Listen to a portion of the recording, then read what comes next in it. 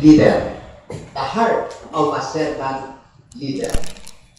Okay. At pag sinabing heart, ano yan? Hear, O Israel. The Lord our God is one. Love Him with all your heart. Amen? So, pagka-servant ka, kailangan yung ating puso ay dalisay. Si dalisay. In the book of Psalms 19:14,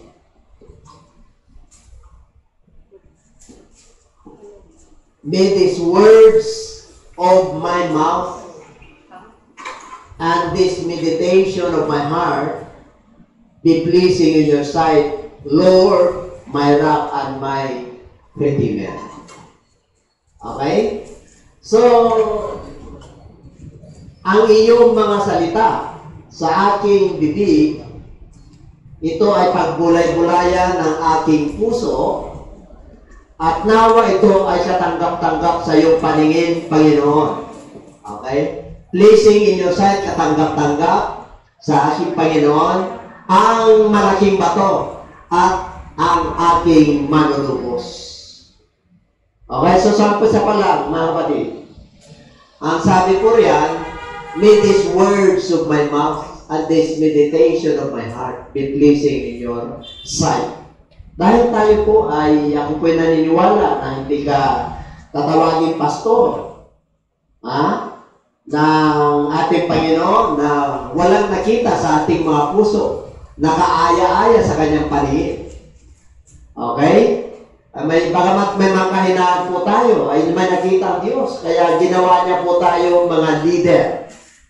Okay? Hindi lang basta member, dati member po tayo, pero ngayon, pag-usapan natin yung servant leader.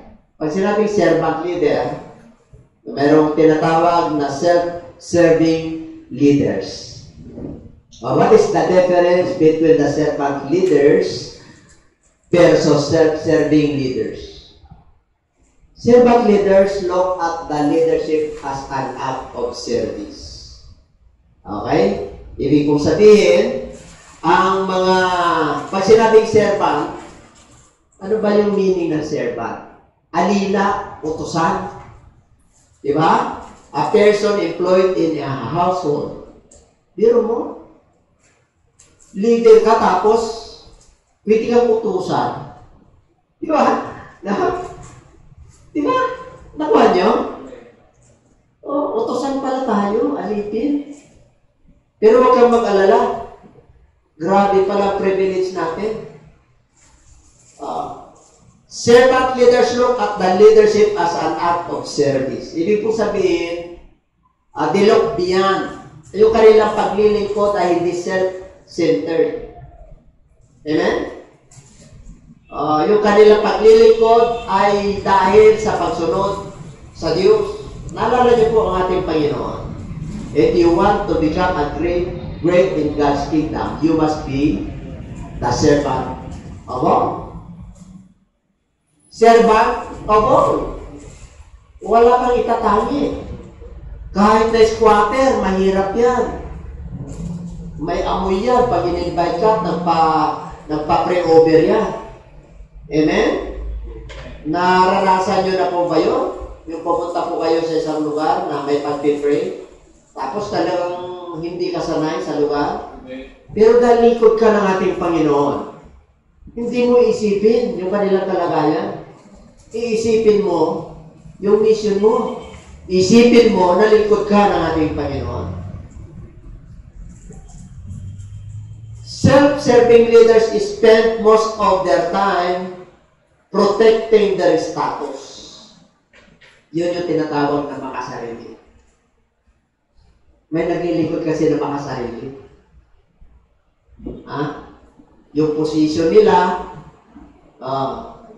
at mamaya tatalakayin po natin.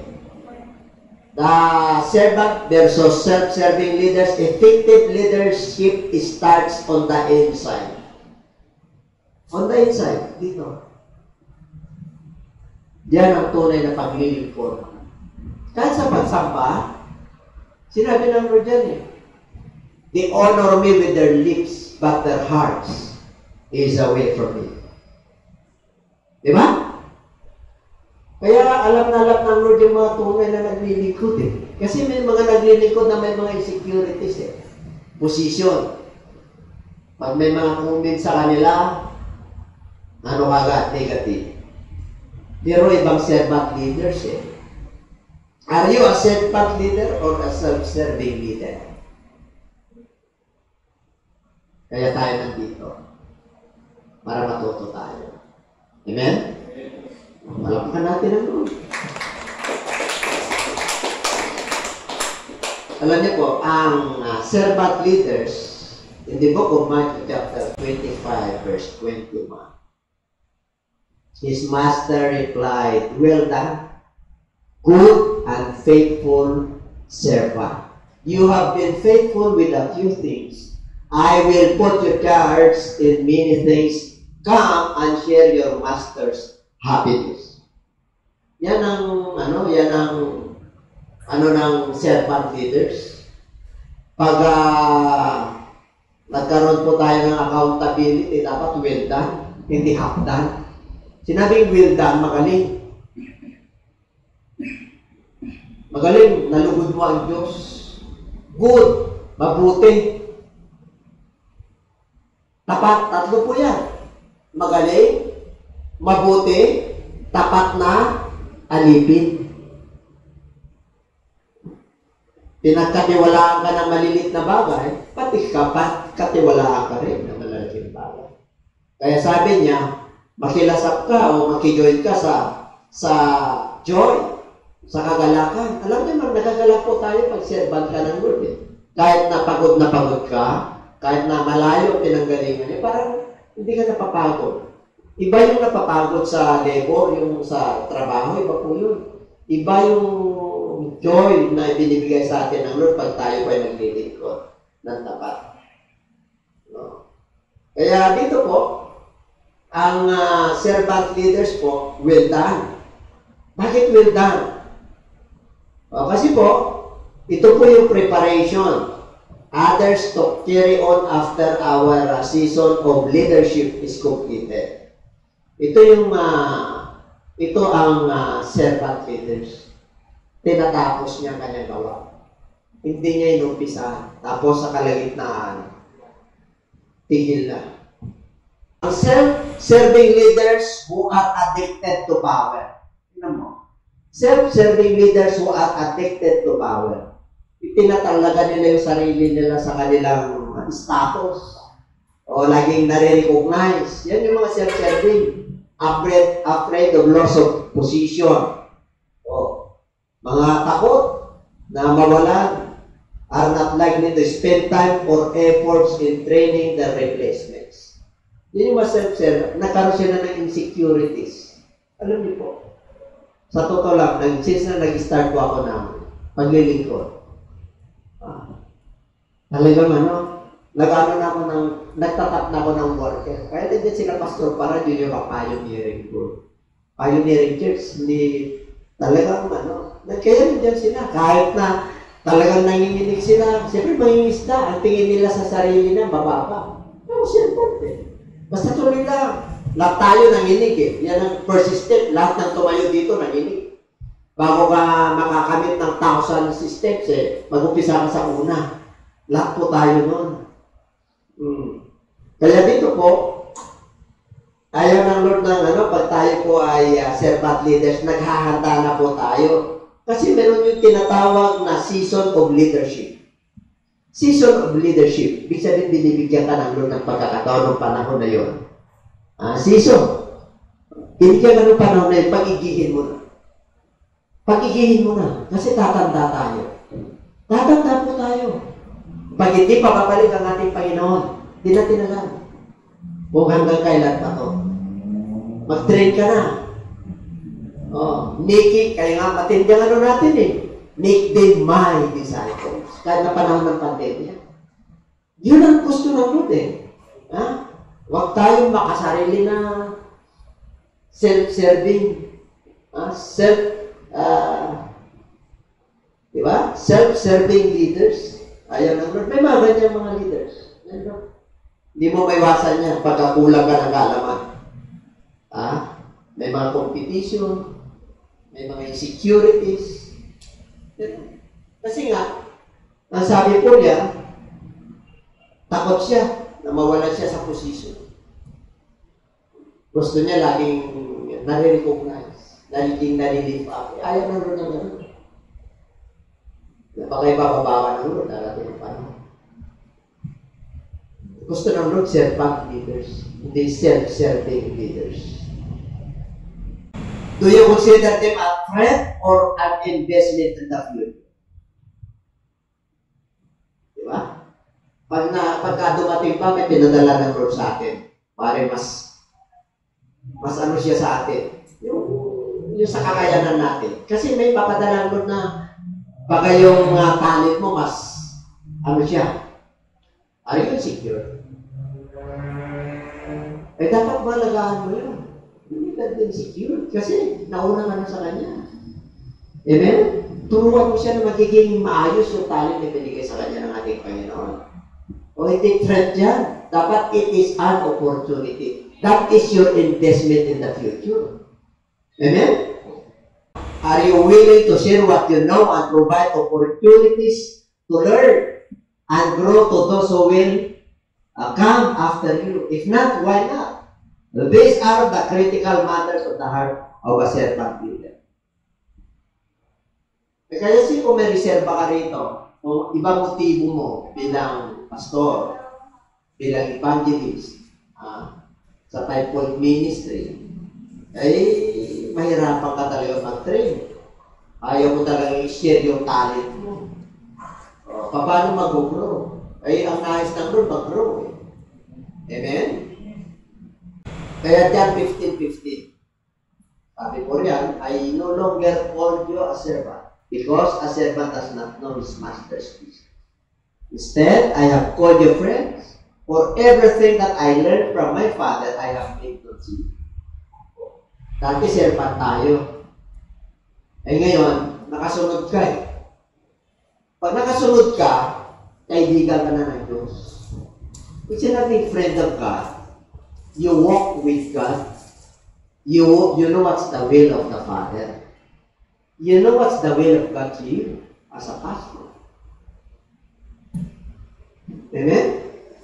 Sinabi niyang will ka, good, faithful, tatlo kagad yun. Servant ka pa rin. Kahit na pinagpala ka na, servant ka pa rin.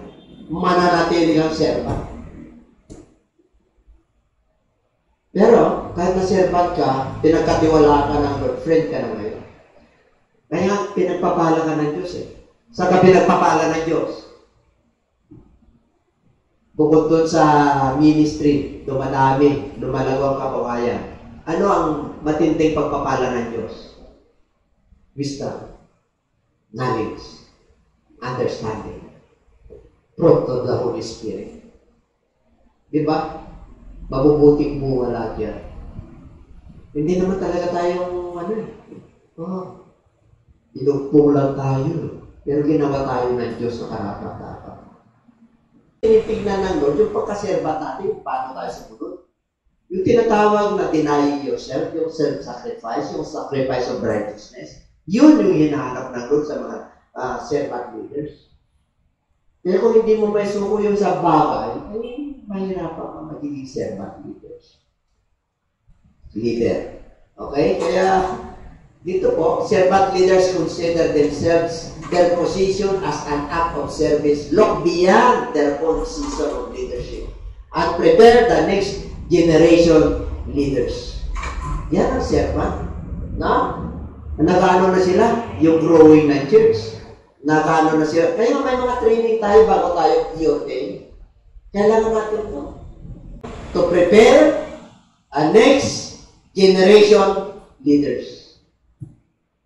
Hindi pwede ang Church of God sa panahon natin ngayon, hindi pwede hindi matibay. Kung hindi ka matibay ngayon, ay wala. Talagang abutan tayo ng Lord na kung saan yung pananampalataya natin. Amen? May mga suliranin. Jesus modeled the true servant leader by investing most of his time, training, and equipping the disciples for leadership when his earthly ministry was over. Diba? Hindi po, John chapter 14, verse 12. Verily, truly I tell you, whoever believes in me will do the works I have been doing, and they will do even greater things than this because I am going to the Father. Alam niyo po, pag nagkamali man na, dami nagkiklaim yan. Kaya mas matindi yung, ang sabi diyan, pag sinabi John chapter 14, titignan nila yung context. Bakit sinabi ng Lord na works? Kasi ang unang issue diyan si Peter. Sabi ng Lord, magsasacrifice, mamamatay siya. Sabi ni Peter, sabi namin, hindi ka marami mapupunta sa pupuntahan ko. Hindi, bibigyan ko yung buhay ko sa iyo, Lord. Ay, hanggat hindi titira yung manok na 3 beses. Hanggat hindi titira na dinay mo na ako. Chapter 14, verse 1. Ito na. Maniwala kayo sa mga, maniwala naman kayo sa akin. My Father's house, there are many mansions. Pangalawang karakter. Sino? Si Thomas. Hindi kami makakaparoon. Ang sabi ng Lord, ako yung daan. Ako yung patotohanan, ako yung buhay. Wala makapunta mali sama kayo, di ba sa akin? Pangatlo. Pangatlong karakter, sabi ni Philip, lagi mo sinasabi na may ama. She was not the Father that will satisfy us. Nakita niyo na ako, ito na. Ako na yung ama. Bakit niya sinabi yan? Works ang sinabi dyan, hindi power, hindi miracles. Hindi mo pwedeng mana ng power nun. Bakit niya works? Kasi po, limitado po yung evangelism niya. Kasi nagpakilala na siya na yung ama. Pagbaba mo pa yan, yung Holy Spirit na yung comforter. Ibig sabihin, matindi na yung gagawin mo. Kasi kilala mo na siya. Sila hindi pa nila kilala eh. Kaya nung nagpakilala na siya, alis ako. May Holy Spirit na kayo, kaya itong mga bagay na to, greater things you do. 3.5 years lang siya naglingkod sa kanila, kayo na magpapatuloy. Hanggang wala kayo yung future generation leaders. Yun yung ibig sabihin no, evangelization. Paglawak ng gawain ng Diyos. And everybody say amen. Amen. Grabe, it's natin, every day, dito po, the journey of life is, ano niyo po, ang buhay po natin, talaga namang merong mga, self-serving heart. Gusto ng Lord, from self-serving heart to serving servant. Self-serving heart. You finally become adult when you realize that life is about you give rather than what you get. Alam niyo, pag nagmamature na po tayo, lalo na pag nananampalataya, self-bad leaders ko, hindi ka na pakabig. Hindi ka na makabig. Ay, oo, di ba? Pakabig tayo. Di ba? Ay, ngayon, matagal na tayo naglilingkod. You share your talent, you share your pattern, mag-abuno ka, hindi ka nasasaktan. Hindi mo kinakad yung pag-abuno. Hindi mo nililista.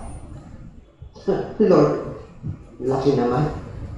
Sinilap sa akin, Lord, akin lahat yan.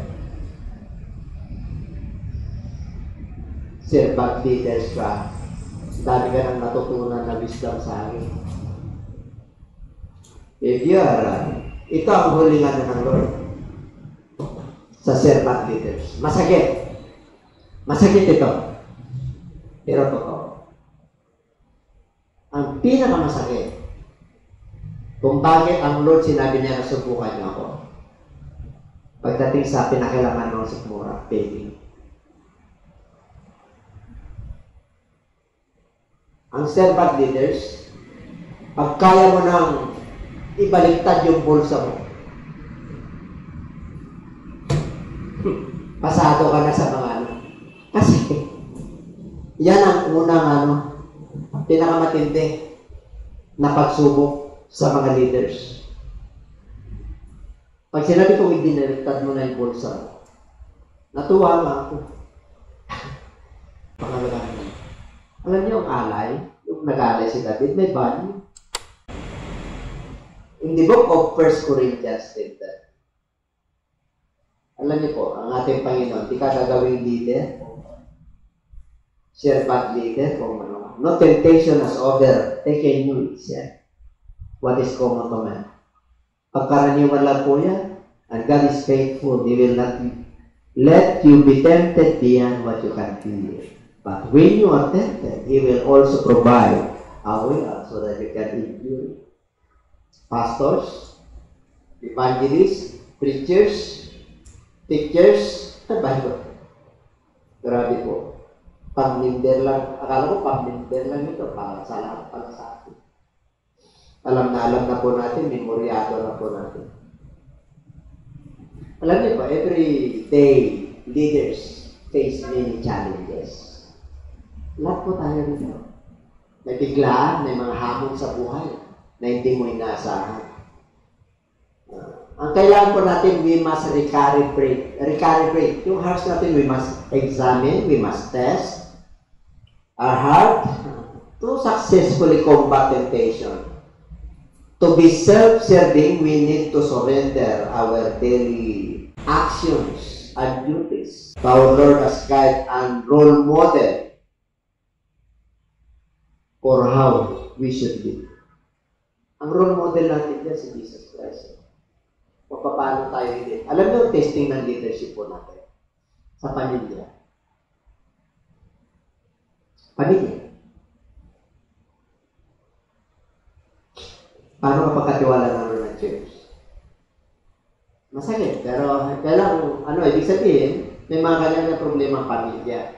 Pero ibig sabihin, para talagang sinabi ng Bible po yan. Ayusin natin yung ating pamilya. Ibig sabihin, may mga tinawag ka na talagang iba yung kaso mo, maglikot ka lang. Si Lord ng para sa susunod. Amen? May mga special cases kasi na pag tinawag ka ng Lord, may problema. Hindi mo talaga kaya. Doon ka tinawag eh. Pero gusto mo malikod eh. Sumunod ka lang. Ang Diyos ng bala. Di ba kung Matthew 3:13-17? Lapit ako tayo. Alam niyo na to? I need to be baptized by you until you come to me. This is related to so now. It is proper for us to do this. All righteousness, then John consented. He went up, okay, ito na. This is my son whom I love, with him I am well pleased.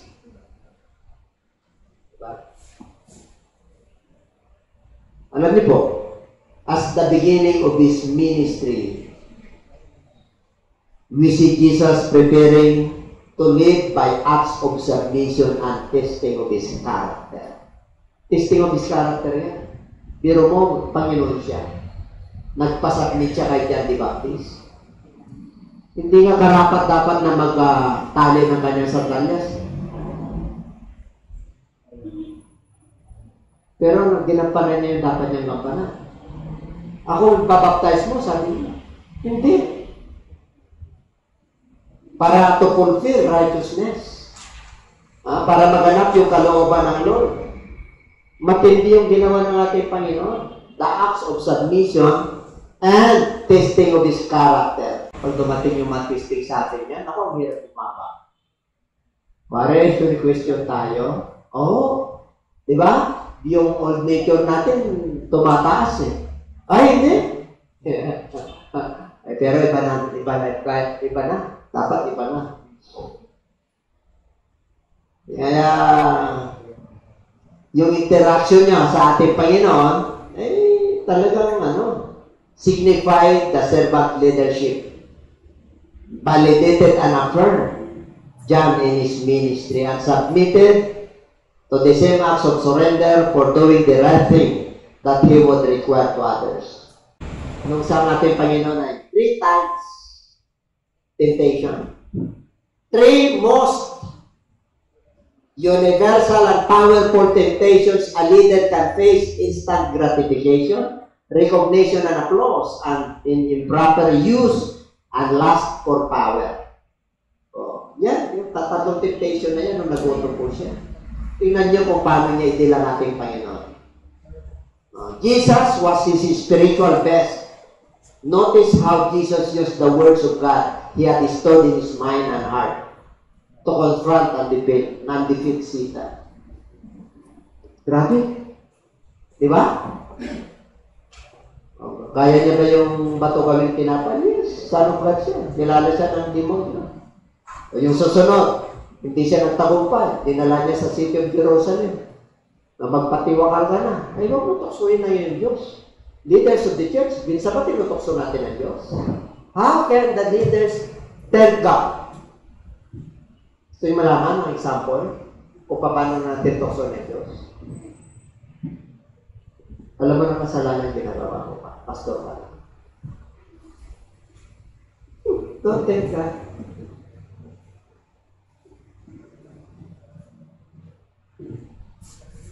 Sinabing tapat. Tapat. Pag sinabing no, no. Pag sinabing yes, yes. Kasi servant leaders ka. Don't tell God. Don't question God. Just understand. Alam niya ang kanyang ginagawa. Masakit minsan kasi kasama yun. Kasama yun po. Hallelujah, praise God. What is your leadership ego? Alam niyo, pag sinabing ego, what is the meaning of ego? Boastful. What is your leadership? Ego, edging God out or exalting God on sa iyong ministry. Mamimili siya. Pag sinabing edging God out, yung mga plano mo, hindi mo sinasama ang Diyos.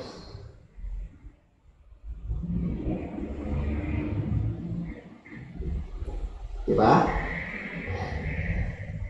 Kailan isama natin ang Diyos sa ating mga plano? Para hindi tayo pagka masarili po yan, self-serving. Makasarili. In the book of Matthew 13:22, kaya ang mga leaders hindi lumalago because they were fearful leaders.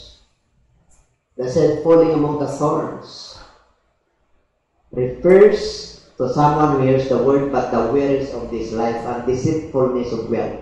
Chok! The word making it unfruitful. Alam niyo po, yan yung pinaka-mano ng servant leaders. Ito yung pangatlong classic ground. Yung proseso po, ito tayo bumabagsak. Bakit? Worries of this life and deceitfulness of wealth. Sinabing deceitfulness of wealth. Yan ang patayan natin. Si Bibles ka talaga. Pag sumunod ka sa Diyos, si Bibles ka. Kaya gusto maraming, sa panahon natin ngayon, gusto maraming maging lingkod ng Diyos. Kasi alam nila talagang papalang ba lingkod ng Diyos. O, totoo po yun. Kaya dito, sila ay nadadaya because of wealth. Yun yung tumutyok o sumasakal sa kanila yung salita ng Diyos. Sumasakal. Bakit? Maganda kita ngayon, Sabado ha. Pastor Diba? Pastor meeting. Hindi kayo bayaran yan. Yung yung business mo, excuse ka muna, kung may sekretary, kala mo na. Kaya niyang dagdagan yan. Yun ang pananaw mo Pag nagkataon na schedule mo, o meron kang talagang kailangan, kasi kaya ibalik ng Lord yun, doble pa. Positions with whom, diba? Intimidate others. Wala na ginawa, kundi discourage, honest feedback. The result of aging got out in the form of pride and fear. Unpredictable. Ibig ko sabihin, pagka ikaw ay yung takot na yan, yan yung resulta mo. No? In the book of Proverbs 29:25, fear of man will prove to be his name. Ay, ang takot daw nakakapagpalatag na sino, but whoever trusts in the Lord is safe. Maliligtas po ang nagtitiwala sa Lord. Kaya pastor ka, tiwala ka sa Diyos. Hindi ka mag-alala. Sa sakit, sa kinabukasan, sa kahirapan, sa pandemya, pakakainin ka ng Diyos. Yung ang hindi niya likod, pinapakain niya. Ikaw pa na servant ng leader, hindi ka niya pakakainin. Amen. Ay, diyan niyo makikita. Diyan niyo makikita yung Diyos natin buhay. Amen. Pride and fear always separate from God. Man from the other people and man from himself. Pride and fear always generate unhealthy judgment about our own condition based on the success or failures of others. Yeah, sa Romans 12:3. Basahin natin. Do not think yourself more highly but rather think of yourself with sorrow for your sake. Kaya pagka-servant leader, kami unconditional na po dalo. Naunawaan mo siya. Naabot mo siya. Kasi yun lang yung kakayanan niya. Amen? Kaya huwag yung pagalitan yung kwaya. Bakit hanggang ngayon, sintudado ka pa? Ilang taon ka lang sa ministry. Bakit hanggang ngayon, parang hindi ka pa natututo? Parang pili ka. Diba? Pagka mamaya, ikaw pili rin. Parang na kayo pili. Kasi nakikita mo yung sarili mo eh. Hindi na tututo to. Hindi mo alam ka, tigas tinanulong. Hindi ka na nakikinig sa naralo. We must test the Spirit. We must examine ourselves. How do we edge God out? Paano? When we put something else in His place as the object of our worship. Philippians chapter 3 verse 3. For it is we who are the circumcision, we who serve God by His Spirit, who boast in Christ Jesus and who put no confidence in the flesh. Ganito na po tayo. Pag-servant leader po tayo. We are now circumcised. We serve God by His Spirit. Kailangan ito ang pagmamalaki natin. Na hindi natin ipagmamalaki na yung lamat. Yung confidence natin, yung lakas ng Lord natin, dahil ganito tayo kadiskarte, ganito tayo nakadalino. Yung confidence in the flesh, dapat mawala na yun. Ang focus na lang natin, yung paglilingkod natin kay Lord na lang. Ang dapat ko ipagmalaki ay si Kristo. Siya ang aming pinaglilingkod. Okay? Okay.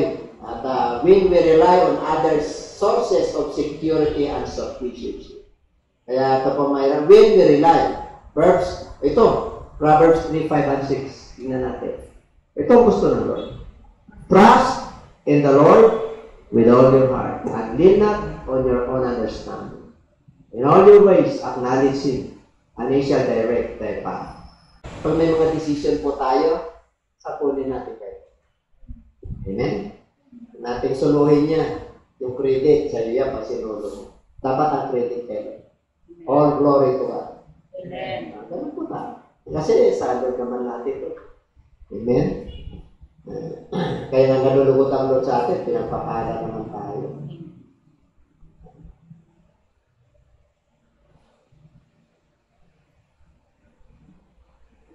Okay? Overcoming the demon of pride. Tignan yung demon of pride.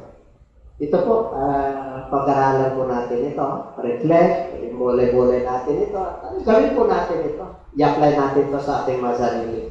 Tingnan natin ang book of Proverbs 13. Where there is strife, there is pride. But wisdom is found in those who take advice. Diba? Pagka may division may mga pag-aaway, pagka lumalabas ang kataasan. Pero, ang karunungan ay natatakbuhan doon sa mga nakikinig ng payo. Proverbs 16:5. The Lord detests all the proud of heart. Be sure of this, they will not go unpunished. Kaya yung mga matataas, talaga naman pinaparusahan. Diba? Kaya hindi makakalusot yan. Ano pa? Kunin na lang po natin yung Proverbs 16:18. Pride muna bago mapupunta sa kapamakan. A haughty spirit before a fool. Kaya ayaw ng Lord na mataas. Jeremiah 9:23-24. Kunin nyo na lang po yan. Hindi pwede magmalaki ang mga matataas. Strong boss their strength. Hindi mo pwedeng ipagmalaki yung lakas. Hindi mo pwedeng ipagmalaki yung riches after riches. But let the one who boast about this, that they have the understanding to know me, that I am the Lord who exercise kindness, justice, and righteousness on earth. For in this I delight, declares the Lord. Doon siya nalulugod yung righteousness. Matindi yan. Romans 12:3. Nandito na kanina yung distributed, yung according to the measure of faith. Ito, keep first things first. Ano ibig sabihin? All leaders have to confront personal problems. Lahat po tayo unaccepted. Matthew 6:33 na bigyan. Pag-gising mo pala, unahin mo na siya. Yung iba, yung una, plato pa rin at pero. Magpuri ka, lumot ka. Magbasa ka ng Bible. Tignan mo yung kalangitan kung may bituin. Yung mga nalig siya, tumingin ng size. Sinabi na nga, pagpapala pa lang kailangan mo, unahin mo siya. Unahin mo siya, napagarihan ka. And His righteousness. Dalawa yan, katwiran. Huwag yung katwiran mo. Servant leader ka na. Pinagpipilitan mo pa rin yung inyo. Kung ano yung pilit? Sabi ng Lord, suko na ako. Tagal ko nang ginagawa ito. Hold lightly the things of this world. God has called you into a stewardship of the time, talent, and treasure. Diba? Yan o. Hold lightly the things of this world. Ibig sabihin, huwag kang gano'ng mag-focus sa mundo ito. Yung talent na binigay sa ng Lord, yung time, you must value the time, you must value the talent, the treasures. Pero bang yaman?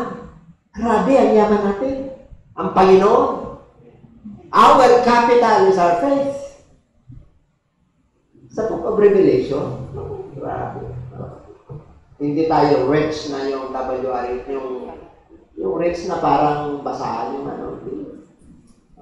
Rich talaga tayo. Because of God. Pero mo, tagapagmana ka. Sabihin mo nga siya, tagapagmana ka.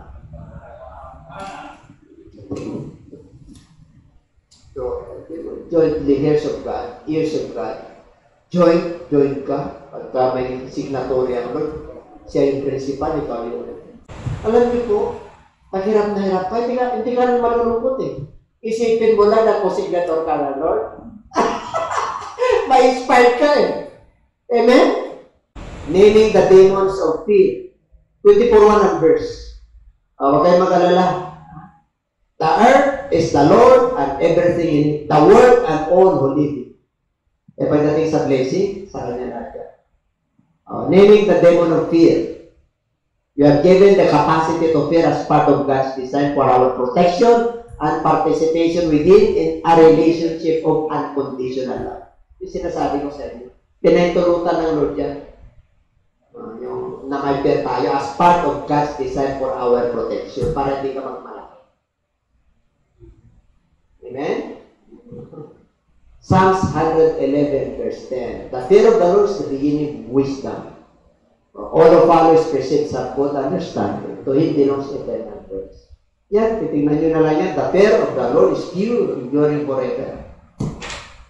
Whoever fears the Lord has a secure fortress, and for their children it will be refused. So, basahin nyo na lang po yan. Assignment nyo, pastor. Ang dami na kayong verses na bawal pag-uwi nyo. Proverbs 93, Proverbs 66. Ano nyo na lang yan. Number 2, fear of exposure. Sino yung natatakot ma-expose? Ilalantad ka ng Lord. Itinatago sa kadaliman. Expose yan. John 3:20. Everyone who does evil hates the light and will not come into the land of fear, that their deeds will be exposed. Alam nyo minsan, nilalantad tayo ng Lord para palalahanan tayo, para bababa tayo. Amen? Baka mamaya di ba? Namamayagpag na tayo, wala na tayong pinapakinggan. Ano mo? Ganon kayo? Ganon kayo? O yan ang pananaw nila. O sige, tama ka. Okay, bro. Tama ka dyan. Huwag mo nang gantihan na. O, ikaw nga ganito eh. O, okay ka. Ay. Okay? Mayroon pa. 5 yan eh. Fear of exposure. Ano pa yung ibang fear? Ha? Ayan. May kinakatakutan ka ng tao? Meron? Oo. Yung pinagkakatangan ko. Siyempre, pagka nasa lumo ko yun, sana hindi ko masalubong.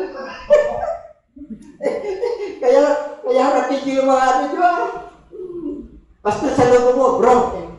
Brad, siya ka na. O, dahil sa tagal na yan, opening ko na lang sa'yo. Ay, Christian na natin doon yan, magpalain ka na Diyos. Hindi na pinagpipresin. Dapat ganun tayo. Habang iniwasan mo, lumalaki yung utang mo eh. Na-interest yun. Diba? The fear of men. Brothers, fear of men will prove to be a snare, but whoever trusts in the Lord is. Okay, tapos na po yan. Isaiah. Fear and the believer. Meron pala takot. For the Spirit of God give us not. For the Spirit of, for the Lord, the Spirit of God give us not make us timid. At the Spirit of fear, hindi tayo binigyan ng Spirit of fear, but of power, but of love and self-discipline. Sound mind po yan sa New King James. Sound mind. Okay? At fear of unbeliever. 2 Timothy, 1 John 4. There is no fear in love. Pag perfect ng love mo sa Lord, lupos na wala. Because fear has to do with punishment. Torture po yan. Pag may takot ka. One of fears is not made perfect in love. Hindi pa lupos yung pag-ibig. Pagka may fear. Matorture fear. Pero ano po yan? Na-overcome din po sa kalaunan. Sino yung mabalisa rito? For 6 and 7. Do not be anxious about anything.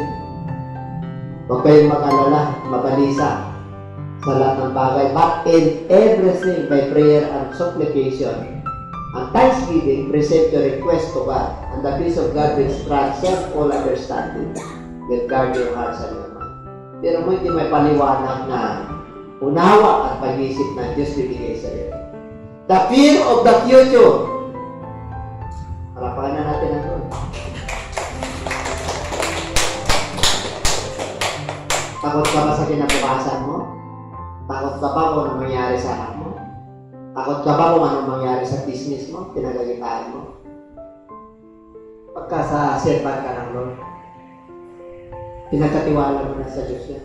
Alam na ang Diyos yan kung anong gusto mo sa buhay mo. Diba? Psalms 37. Delight yourself in the Lord, and He will give you the desires of your heart. Hindi masaya ka lang sa Lord. Tinatulad ka naman ng Lord na ako. Namumunga ba? Sa gitna ng pandemya. Yan po natin. Namumunga sa gitna ng pandemya. Kaya yung Matthew 6:31-34, alam nyo na po yan. Pastor ka na, nag-worry ka pa sa kinabukasan. Gentiles ka, pagkaganyan. Sinabi na, hindi ka mananapal ka. Nakakahiya kaya yun. Sino pastor na malalahay yun pa? Worry. Hindi ka karapatan na pastor pag nakaya. Kinumpara ka nga sa, ang tabi. Ikumpara ng Lord ng ibon. Yung mga lyrics of the body. Kukumpara yung tao. Nakakaya yun. Kaya sabi niya, sapat na yung problema, sufficient peace day. Kung ano yun, yun lang. Huwag mo nang solving yan, bahala na yun. Hanggang doon lang tayo. Servant leaders, wake up. Yes, napakabuti. Napakabuti. Hindi ko pwedeng ipagpalit ang paglilito. Sa anumang bagay. Kaya binigyan tayo ng Lord ng church na mahal din ang Diyos higit sa lahat. So, purihin ng Diyos,